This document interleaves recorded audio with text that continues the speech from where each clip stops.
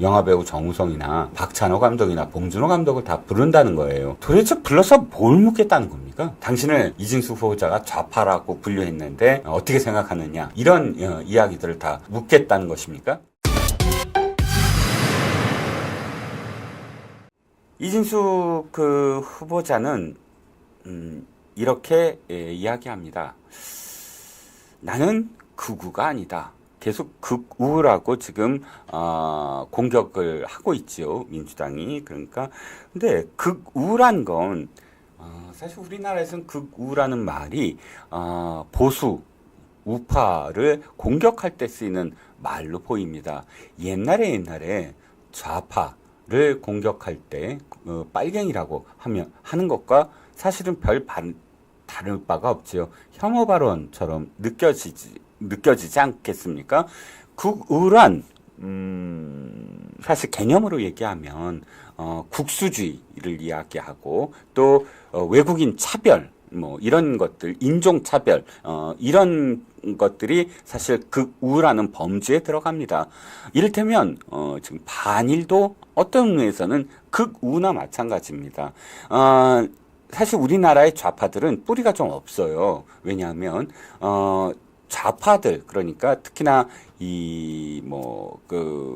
사회주의를 꿈꾸는 삼인주의든 사회주의든 공산주의든 이것을 꿈꾸는 그런 국가들은 사실상 민족주의를 배격을 하거든요. 그리고 레닌이 처음에 주창했듯이 일국 사회주의라고 합니다.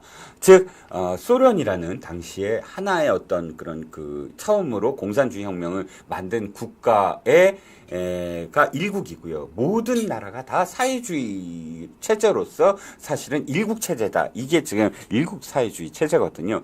그렇기 때문에 이 동유럽이나 혹은 중국이나 북한이나 초기에는 자주 그런 이 소련 모스크바로 가서 스탈린의 지령을 받습니다. 사실 6.25 전쟁도 스탈린의 지령에 그냥 움직였어요, 거의. 그런데 사실 그 말씀을 하나만 더 드리면, 참 스탈린은 우리 민족에 있어서는 정말 원한 맺힌 역적입니다. 역적이라는 표현은 잘못됐고요.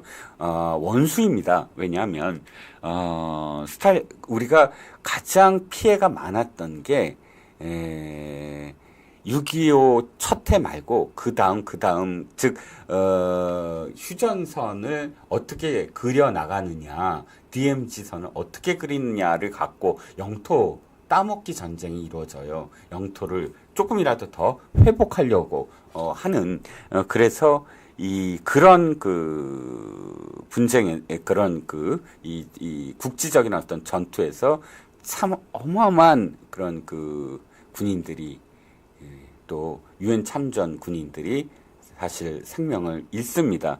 그런데 소련의 스탈린은 전쟁을 끝내겠다라고 이야기하는 중국과 모태똥과 그 다음에 김일성의 요청을 받아들이지 않습니다. 아니, 김일성이 그냥 끝내면 되는 거 아니야? 그냥 정전협정하면 되는 거 아니야? 그렇지 않습니다. 일국 사회주의이기 때문에 스탈린의 허락을 받아야 됩니다. 당시 모태똥도 스탈린의 허락을 받았습니다. 그러니까 인민군을 마치 인민군이 아닌 것처럼, 그러니까 그냥 자원봉사를 하는 자원 군인들처럼 이름을 바꾸어서 한반도에 투입을 하지요.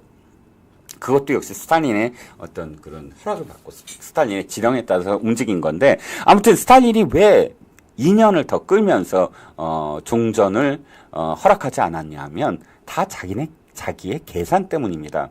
어떤 분석에 따르면 사실 유엔사가 만들어진 것도 소련의 계략이었다는 거예요. 왜냐하면 당시 유엔 안보리 이사국이 소련이지 않습니까? 근데 소련이 그때 기권을 해요. 아예 참석을 안 합니다. 만약 소련이 그때 당시에 유엔의 회의에서 반대를 했다고 한다면 유엔군 사령부가 결성이 되지 않았을지도 모릅니다. 그런데 이 소련은 참 그 상황에서 기권을 해버려요. 그러니까 어느 정도는 방조했다. 이런 지금 분석도 나옵니다. 왜? 바로 전쟁이 일어나서 유엔사와 미국이 참전하는 걸 원했다는 거예요. 왜냐하면 발목을 붙잡기 위해서. 즉 그때 당시는 러시아가 동부 유럽에 영향력을 계속 행사하고 있었거든요. 그러니까 동부 유럽을 공산 국가로 만들어 나가는 과정이었어요. 그래서 소련 역시 두 개의 전선을 다 수행할 수 없는 상황이었고, 그러니까 미국이 지금 유럽에 가서 자신들의 이 동부 유럽을 공산화하는 것을 저지하는 것을 막기 위해서 미국의 발목을 이 한반도에 붙잡아두기 위해서 유엔군 사령부, 그러니까 유엔군 참전을 기권을 해버리고 또 끊임없이 김일성이 이제 전쟁을 끝내겠다라고 요청을 하는 것도 스탈린이 2년간을 받아들이지 않은 겁니다. 그들의 어떤 그런 야욕, 즉 동부 유럽을 공산화하는 야욕을 위해서 한반도를 단순히 이용해 먹은 것이지요. 그래서 미국을 완전히 발목을 붙잡으려고 했던 것이지요. 아무튼 이런 그 배경에는 사실상 좌파들은 이 국가와 국가 간의 어떤 뭐랄까요, 그런 민족주의 이런 것들을 배격합니다. 왜? 우리들은 모두 다 사회주의의 일원이야. 그러니까 일본의 그런 그 노동자들과 뭐 그러니까 그 북한의 노동자들과 중국의 노동자들과 소련의 노동자들은 다 똑같은 어떤 그 노동자야. 그래서 모든 세계 만국의 노동자여 단결하라라고 막스 엥겔스가 주장했던 것처럼 모든 만국의 노동자는 사실 단일 국가다, 일국사회주의다라고 부르짖는데, 이렇게 반일을 외치는 건 사실상 오리지널 좌파의 어떤 사상으로는 불가능한 것이지요. 아무리 우리가 피식민 국가였다고 말이지요. 그러니까 이 반일을 부르짖는 건 종족주의다라고, 뭐 사회주의나 이런 것과는 별개로 독특한 그런 그 선전선동에 불과하다는 겁니다. 다시 얘기로 돌아와서 이진숙 후보자를 극우라고 부르는 것은 근거가 없다. 이진숙 후보자 역시 나는 극우가 아니다. 라고 이야기하면서 임명된 다면 방송통신 정책을 책임지는 기관장으로 공정하고 중립적인 자세로 업무에 임할 것이다 라고 이야기합니다. 그리고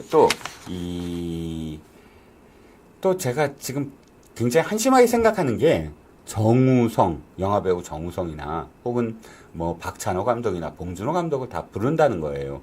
뭐 40명이 넘는 연예계 또는 예술인들을 다 부른다는 건데, 도대체 불러서 뭘 묻겠다는 겁니까? 이진숙 후보자에 대해서 물을 겁니까? 이진숙 후보자에 대해서 당신을 이진숙 후보자가 좌파라고 분류했는데 어떻게 생각하느냐, 뭐 이런 이야기들을 다 묻겠다는 것입니까? 그러니까 그냥 창피하죠. 이미 그런 배우나 그런 그 감독들은 전 세계적으로 잘 알려져 있지 않습니까? 그런데 굳이 이렇게 그 정치판에, 정쟁에 이용하는 그런 도구로서 그들을 청문회에 불러서, 증인으로 불러서 구판을 벌이겠다라는 건 그야말로 국가적 망신이 아니겠느냐라는 생각이 듭니다. 아무튼 뭐 이진숙 후보자가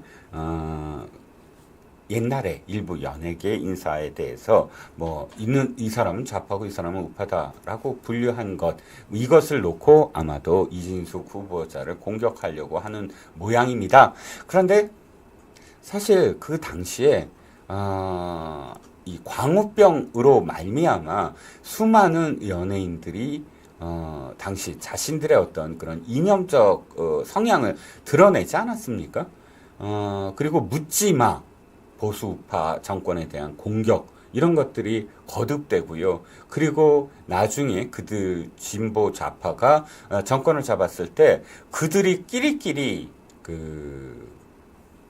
이 방송을 주고 그 다음에 방송에서 활동하게 했던 것, 너무나 우린 자명하게 다 보온 상황이고요. 이를테면 김어준한테 TBS 교통방송을 맡기고 또 주진우한테 MBC를 맡기고 한때 김용민도 공영방송에서 지상파 방송에서 뭐 자주 불렀고요. 이렇게 옛날 낙검수 멤버들이 모두 다 자신들이 정권을 잡았을 때 쫙 언론 매체에 포진시킨 것. 이런 것들이 다 자기네들이 뭐 블랙리스트, 화이트리스트를 만들어서 한 거 아니겠습니까? 자신들이 그렇게 한 것은 돌아보지 않고 이진수 후보자의 발언을 두고 이렇게 구판을 벌이겠다라고 지금 하고 있습니다. 진짜 안타까운 건요.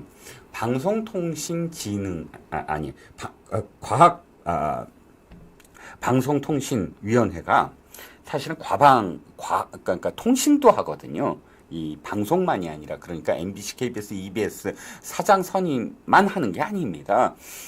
지금 OTT라든지 세계의 컨텐츠 전쟁에서 어떻게 국가가 뒷받침해서 그런 컨텐츠 전쟁을 수행할 것인가에 대한 정책을 펼쳐나가는 것이 바로 방송통신위원회거든요. 그런데 우리는 지금 이렇게 기형적인 방송통신위원회를 만들어 놓고 그저 정권만 바뀌면 공영방송에 사장 선임을 놓고 이렇게 전쟁을 매년 벌입니다. 그러니까 그야말로 이 전쟁의 그런 고리를 끊어야만 합니다. 저는 개인적으로는 그래서 MBC를 민영화하는데 적극적으로 찬성합니다.